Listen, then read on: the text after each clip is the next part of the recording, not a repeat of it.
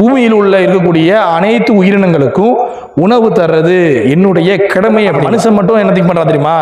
அல்ல எல்லா உயிரினத்துக்கும் சொன்னா எனக்கு மட்டும் கிடையாது இப்படின்னு சொல்லி பலர் நம்புறாங்க. அதுலயும் இறைவன் என்ன சொல்றான் அப்படின்னு கேட்டோம்னா, அதுக்கு பொறுப்பு நான் ஏத்துக்கிட்டு அதோடைய வசிப்பிடத்துக்கு அது எப்போ போகுது, அது வயிறு நிறைஞ்சு எப்ப திரும்புது, வசிப்பிடத்தை விட்டு எப்ப வெளியேறுது, அனைத்தையும் கண்காணிக்கக்கூடிய இடத்துல இருக்கின்றார். ஒரு சாதாரண பறவை, அந்த பறவைக்கே இறைவன் இதையெல்லாம் தாரன்னு சொல்றப்ப அந்த பறவைக்கு ஒரு வேலை வாங்குறது, அது கூட்டை விட்டு வெளியில போகணும். இதற்கு தன்னுடைய உணவை எடுப்பதற்கு வெளியில போகணும். இறைவன் கூட்டுக்குள்ளே இருக்கக்கூடிய பறவைக்கு உணவு தரன்னு சொல்லல. அந்த பறவை கூட்டை விட்டு எப்போ வெளியே செல்கின்றது, திரும்ப கூட்டிற்கு எப்போ வருகிறது, இது அனைத்தையும் கண்காணிப்பதா இருக்கிறான் அப்படின்னா கட்டளை இடுறான், எந்திரி புறப்படும். இன்னைக்கு நம்மள பெரும்பாலானவர்கள் உதவியை கேட்டுட்டு புறப்படாம ரொம்ப நேரம் அங்கேயே உட்கார்ந்து நீங்க உட்கார்ந்து இருக்கிறதுனால அல்லாஹ்வோட உதவி வரும், அல்லாஹ்வோட உதவி வரும். பறவையே புறப்பட்டு போ சொல்லி இறைவன் கட்டளை இடுறப்ப மனிதர்களாகிய நாம் ஒரே இடத்தில் உட்கார்ந்து இருப்பது எந்த வகையில் என்னோட உதவி கிடைக்கும்?